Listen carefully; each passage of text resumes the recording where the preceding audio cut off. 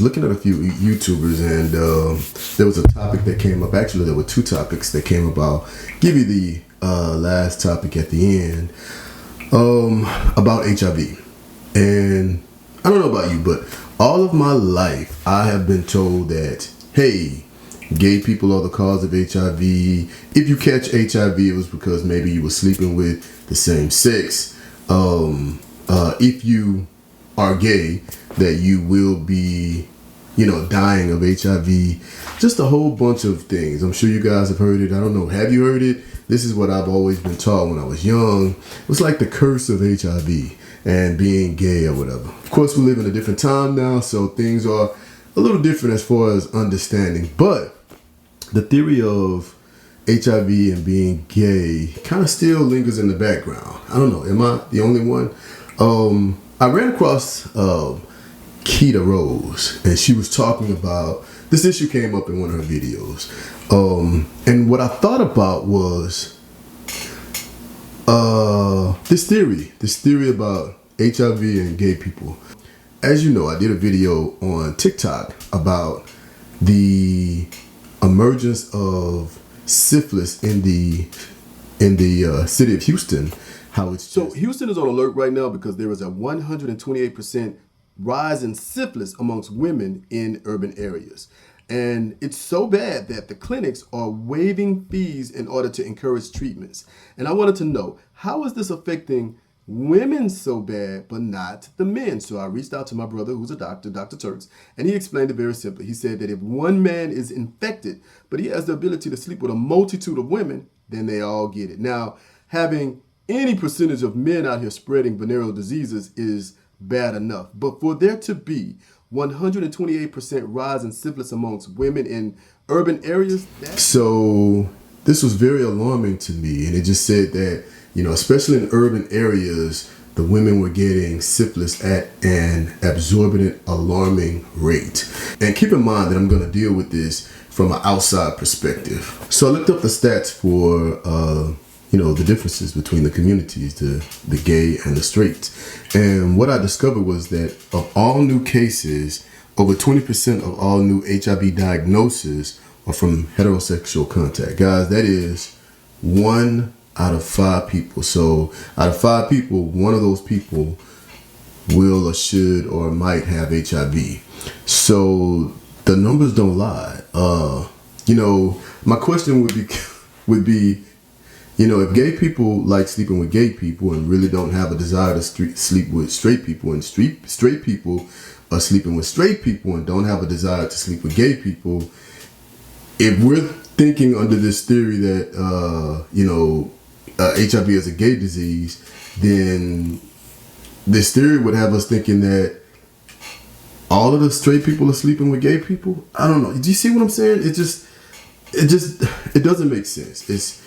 It's a bad way of thinking. Let me intervene real fast. Now, I know that there are bisexual and DL men and women who are affecting the numbers, but it can't be that much infiltrating going on unless everybody's being unprotected. Meanwhile, straight people are still getting HIV at an alarming rate, and it's to the point where 1 of 5 people are having HIV, or the new cases are stating that over 20% of new cases are deriving from heterosexual contact. I think it's just something to think about. I think that we need to really start thinking about things in a rational way and not use that as a cop-out to, especially for the young people. If we're telling the young people that, or if this is still in the mainstream, then it's almost like saying, hey, yeah, we can sleep together. It doesn't matter because, hey, I'm straight. So, I don't deal with the gay stuff. So, that can't be, I'm protected. And that's not the truth. The numbers don't lie. The truth is that we are sleeping with each other. We're getting HIV. We're getting this disease. And no matter the fact that, people are, getting on PrEP and all of that, I think that the thing that is really shocking me is that from what I understand, I always see these commercials surrounding gay people. They're getting on PrEP and they are protecting themselves. Meanwhile, straight people are still thinking that it's a gay disease, so they are getting it to the point that 1 of 5 new cases are coming from heterosexual contact. We all need to be protected at the end of the day, right? I don't care about PrEP. I don't care about, medicines.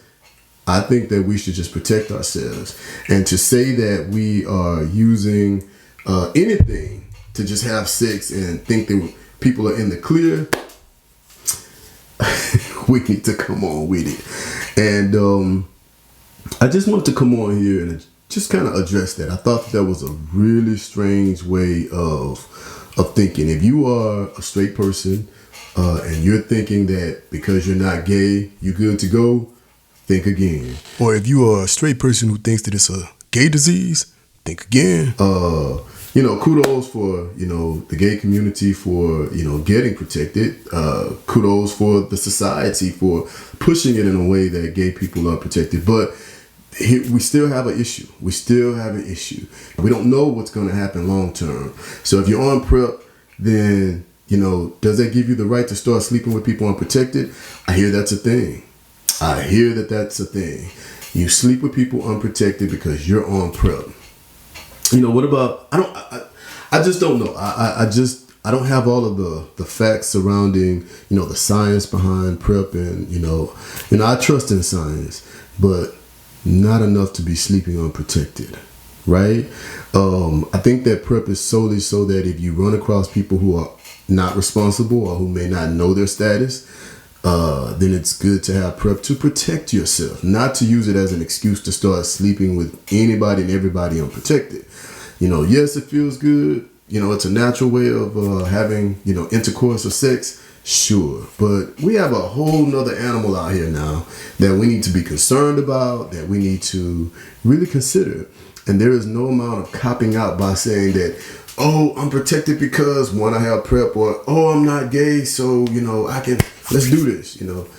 It doesn't make sense. If you are a young person listening to my message, please protect yourself. Do not go with that theory. Do not have that theory in your brain as a reason to sleep with people unprotected. I still don't agree that you should be willy-nilly having sex without protection, even though you're on PrEP. That's a whole nother thing. A lot of people they're really supporting the science, and I'm a supporter of the science as well. But you want to be safe. You want to be careful. You can't just do anything just because you feel like this is the way. Anyway, that's it for me today, guys. Thank you so much for tuning in. If you like these series of Turks Talks or Turks Speaks, then stay tuned in. The next show is going to be about she gave me HIV. Should I be upset? Or should they tell me? Should you, if you have HIV, should you tell your partners that you have HIV? When should you tell them? I think that my theory and my thought is going to surprise you. So stay tuned. Can't wait to bring that to you. All right, y'all. This is G.A.Turks. Enjoy.